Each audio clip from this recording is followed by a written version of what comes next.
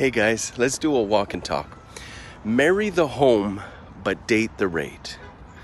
Commit to the home. You commit to the home, but your rate will change. Why? Because we have something in Canada called terms. Usually it's between 1 and 5 years. You get to choose, and you have to renew at the interest rate that it is after your term. So the rate is not permanent. But your house is. When you buy it, it's yours.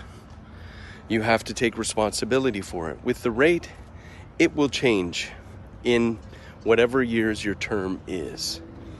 Okay, so the challenge that I'm finding is there's people that have really good jobs and even good savings, but they're stuck in analysis paralysis. Why? Because they can't afford to get the home that they want in the future, and they're not willing to do a startup home to get in the game. I just spoke to a gentleman, and there's a house that's a good deal. You can add a bit of value. He can hold on to it, live in it, own it, and in 5 to 7 years, it's going to be worth quite a bit more. He could sell it and get a bigger one. He said, "No, Mo, I'm going to wait." I've met other people that have been looking since 2019. Do you know what the prices were in 2019? Yeah. So a lot less than they were now.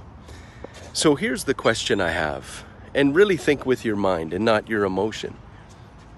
If you got a B mortgage with a higher interest rate, and let's say it's going to cost you $10,000 extra than what one of the big banks would give you, do you think that your home will increase in value in 1 or 2 years by $20,000, double that? Do you think that it might? Studies show that it will.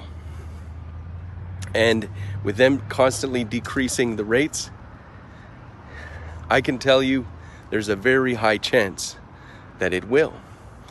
So let's say you wait.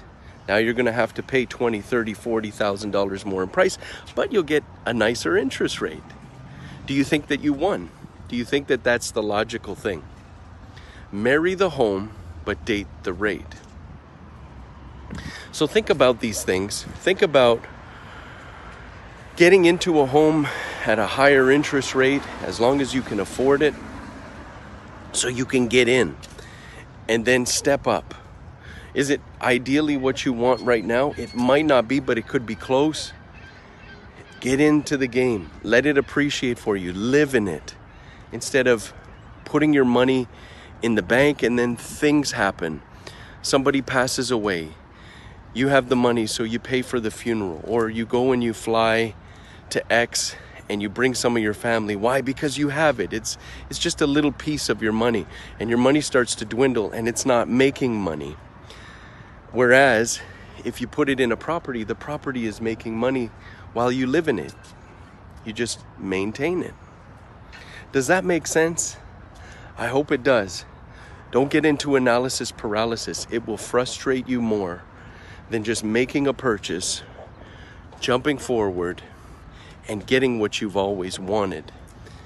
And eventually getting what you really want, which is that nicer, bigger home, possibly, or more income properties. It's Mo, your realtor. Talk with you soon.